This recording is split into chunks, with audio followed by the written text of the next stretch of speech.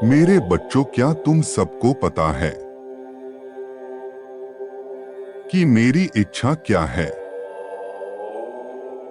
यह सवाल मेरी व्यक्तिगत इच्छा को दर्शाता है।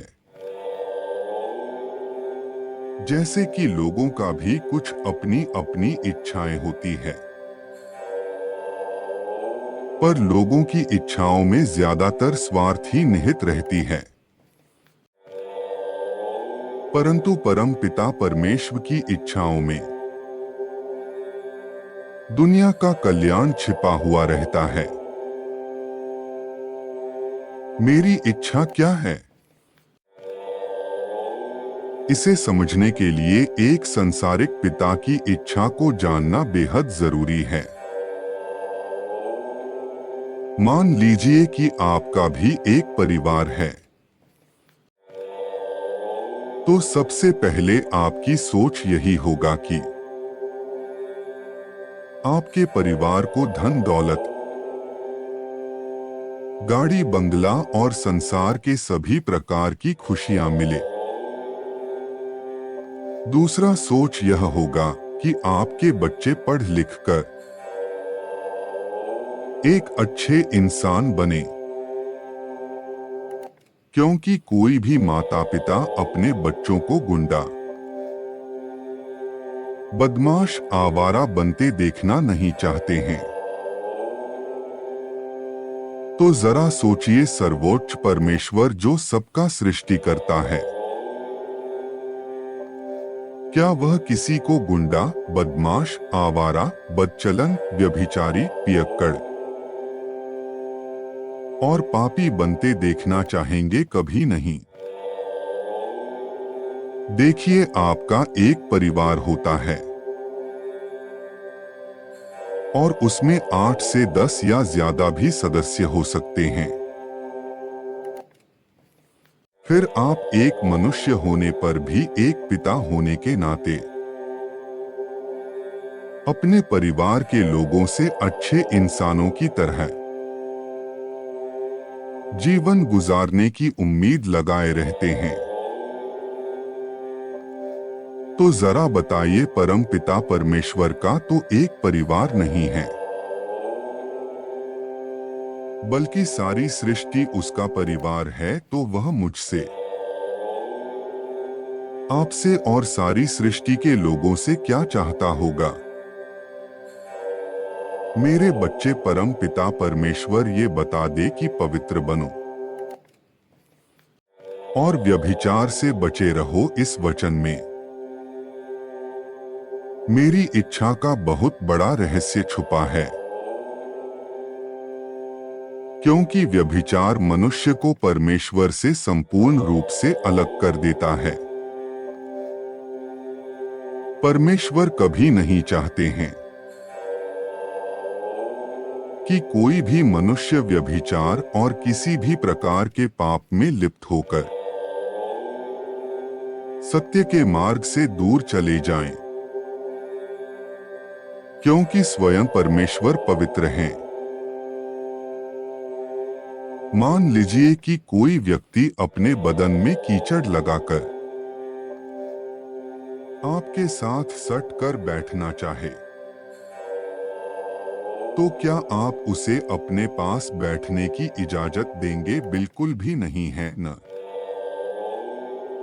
क्योंकि दोनों एक साथ बैठने से आपके बदन में भी कीचड़ लग सकता है।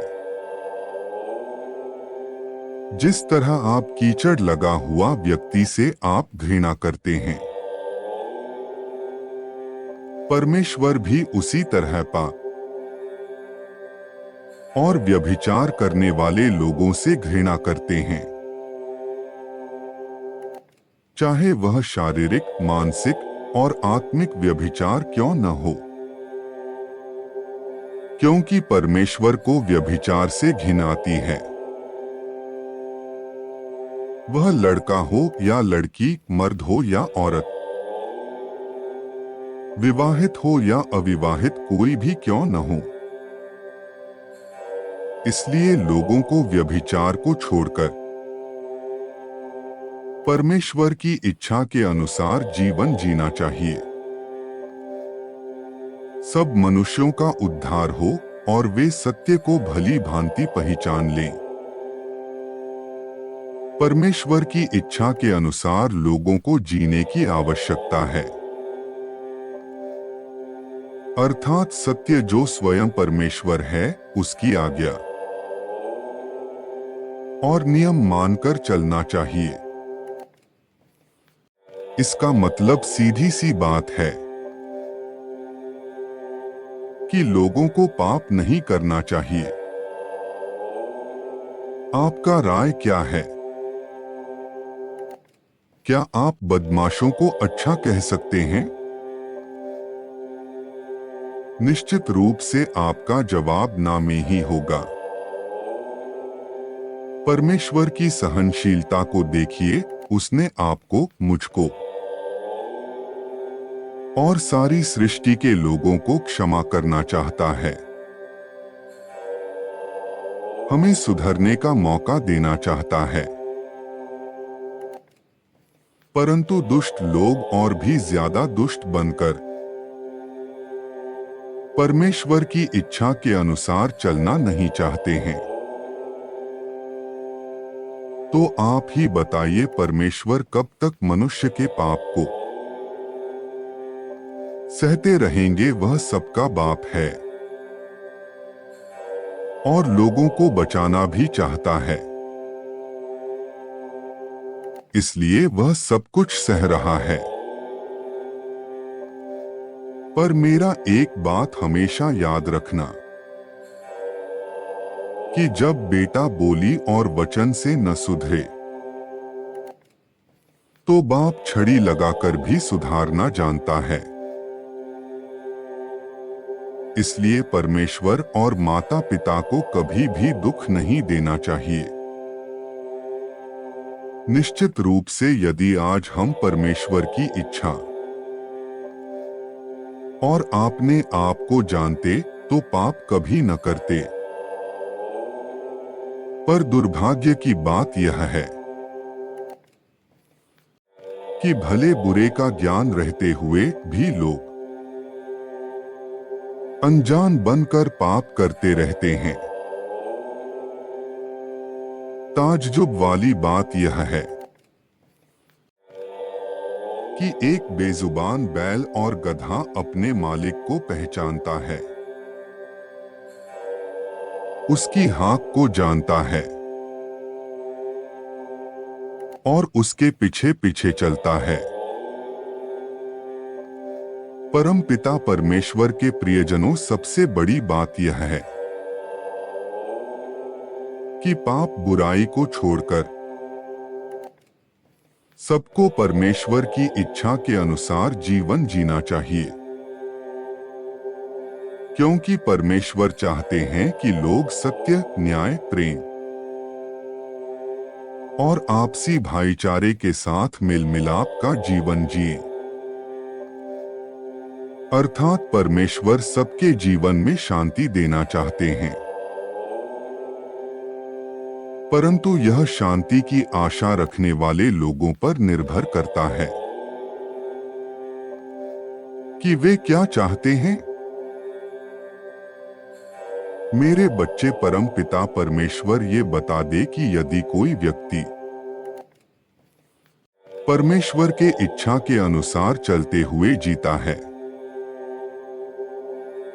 और पवित्र परमेश्वर की वचन का इनकार कभी नहीं करता,